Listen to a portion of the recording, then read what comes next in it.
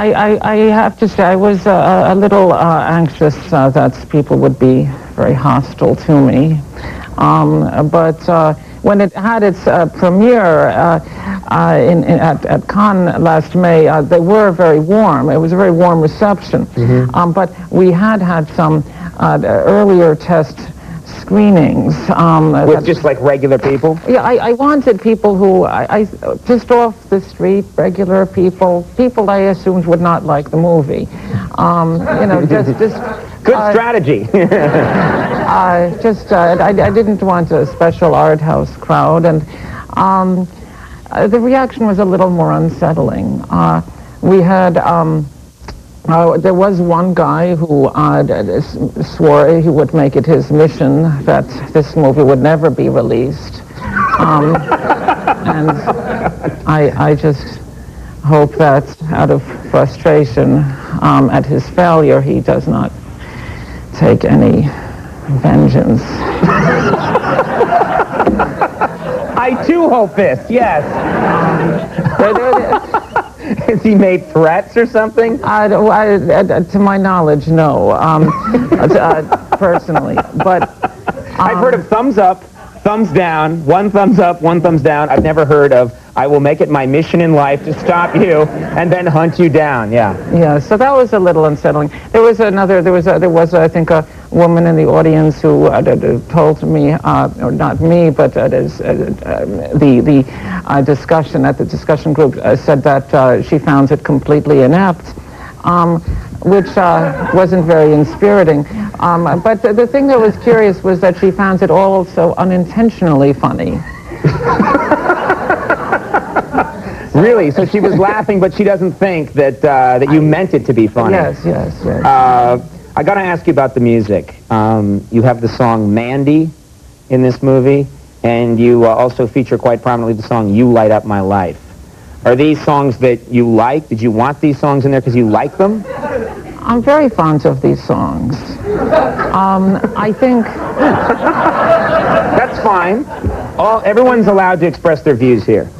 I think sometimes people, when they first hear a song such as You Light Up My Life, they might just shudder in revulsion, perhaps. But if you... Doesn't mean it's not a great song. But I think if you listen to it, 10, 20, 30 times, eventually you can come to recognize it has its charms.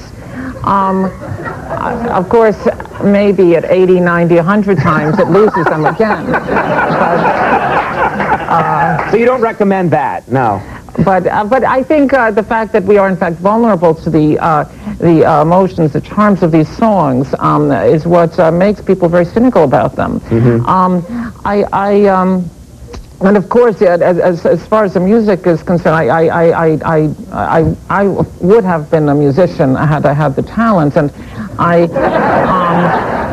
would have been a professional boxer had I been powerful and quick. Yeah. But so I'm very sensitive to the musical aspects, and was very happy that I could have the movie, in fact, named after a song that a friend of mine, Eitan Mirsky, had composed for the movie. Mm-hmm. And that I like the idea that this character that you just saw in this clip, that people may laugh at her and say she has no future, but at the end credits, Michael Stipe is singing her song. So, that's nice. Well, I think that there's something in the movie, in all your movies, there's, what I like most about this movie, and I was talking with Andy about this in the commercial break, is that, some of these characters do very, horrible things or things that society condemns, but you still like them in some way. They're real people. I'm just curious, these movies are very original. I haven't seen anything quite like them. What were you watching when you were a kid that influenced you? Were you watching dark movies? Were you watching... I don't think that I was exposed to anything that wasn't G-rated as a child. Mm-hmm. Like, what was growing up, what did you, I suppose the height of sophistication was probably Chitty Chitty Bang Bang. For me, I see a lot of Chitty Chitty Bang Bang in this film, actually. The part where the car flies and... Correcticus Potts says, we'll be back. I was very, I watched a lot of TV growing up, and so if those are, as they say, the most formative years of your life, the ones that most shape you most indelibly, then I would have to say TV would be since I was so hooked up. But you know, you were watching very innocent things, because a lot of people say that, you know, to make these movies, you'd have to have been exposed to a lot of, you know, darkness, but no. Well, I guess, you know, one has to question how innocent the Brady Bunch really is.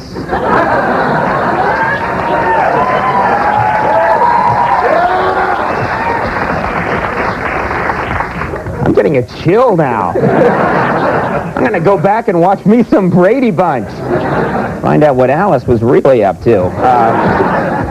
You know, I was reading a lot of articles about you today, and in one of the articles it said that you very much wanted to be in the Peace Corps when you were younger. Did you actually, it didn't say whether you actually did that or not. Did you follow up on that? Were you in the Peace Corps? I did my best. I got 10 recommendations, and I was rejected.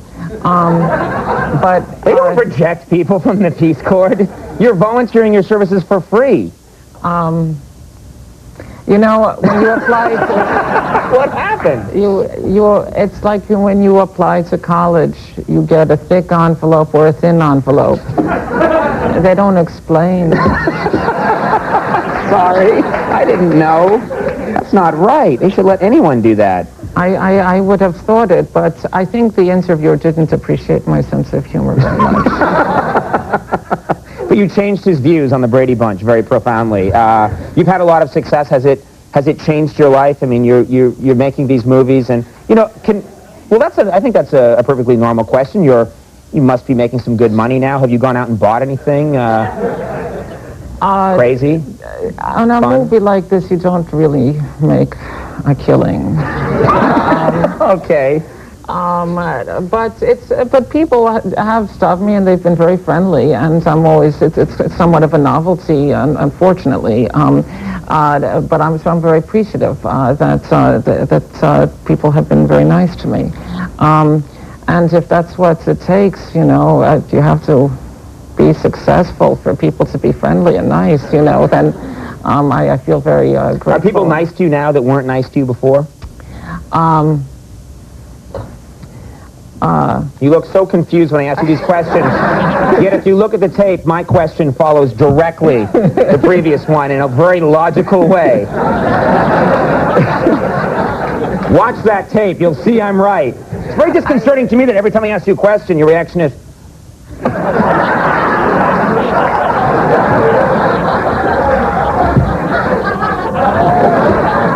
It provokes much thought. I have to analyze. It's just TV. You shouldn't be thinking and then speaking. You should just blurt out the first thing that comes to your mind. I apologize.